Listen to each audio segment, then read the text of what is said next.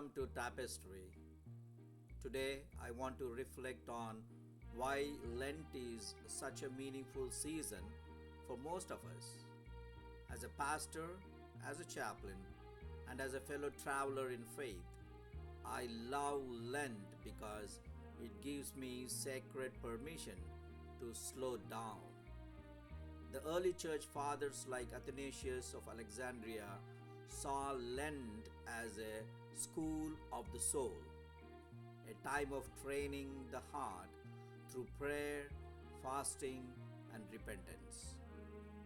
As a pastor and hospice chaplain, much of my life is spent accompanying others through suffering and loss. Lent invites me to turn inward, to reflect on my own spiritual journey, to pray more deeply, and to create space for reflective painting. Through art, I process what I witness in hospital rooms and hospice bedsides. In many ways, this reflects that Henry Nouwen described as the ministry of the wounded healer, that we minister not from our perfection, but from a heart that has known suffering and grace. Colors become lament, light becomes hope, the canvas becomes a prayer for the dying and for grieving family. In India, many churches practice Lent by visiting homes for prayer and reflection, focusing on the sufferings of Jesus. In Indian spiritual context, suffering is not merely pain, it is a process of purification, a sacred passage that shapes humility, endurance, and compassion. This resonates deeply with liberation theologians like John Sobrino, who reminds us that Christ's suffering is inseparable from the suffering of people today. Lent calls us not only to personal reflection but to solidarity. In hospice care, I see this lived out every day. Patients nearing the end of life often enter their own wilderness, reflecting on regrets, forgiveness, gratitude, and meaning. Families sit beside them, holding both love and anticipatory grief.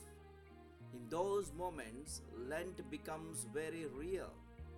The suffering of Christ is not abstract, it is mirrored in hospital rooms, in whispered prayers, in tears shed at the bedside. Yet even there, I witness profound transformation, reconciliation between estranged family members, courage in facing death, and peace that surpasses explanation.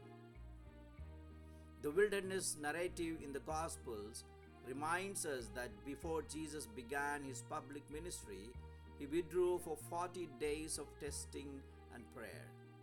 The desert was not a place of abandonment, but preparation. In the Garden of Gethsemane, we read, "And being in agony, he prayed more earnestly, and his sweat became like great drops of blood falling down to the ground." Luke 22:44.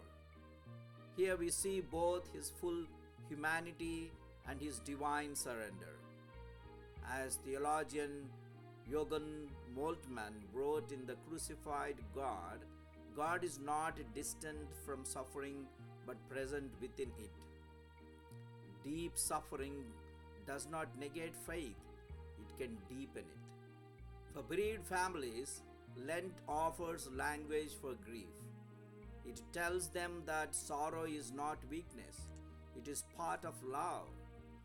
And love, even through death, moves toward resurrection, toward what the church calls the Paschal ministry: suffering, death, and new life held together in hope. This is the tapestry we weave together across cultures, across hospital rooms, across homes in India and America. That suffering, when accompanied with compassion and faith, can become spiritual transformation. May this Lent season gently guide you through your own wilderness toward healing, toward reconciliation, and toward hope. God bless you.